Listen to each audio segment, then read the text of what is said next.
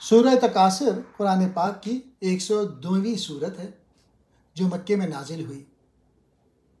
اس صورت میں اللہ تعالیٰ نے دنیا کی محبت اور اس میں مشغول ہونے کے نقصان اور آخرت میں اس کے انجام کو بیان کیا ہے۔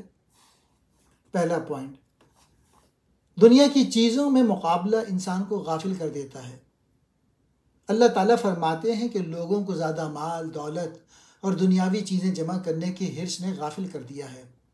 لوگ اپنی دولت، اولاد، جائیداد اور دنیا کی چیزوں میں ایک دوسرے سے بڑھنے کی کوشش میں لگے رہتے ہیں۔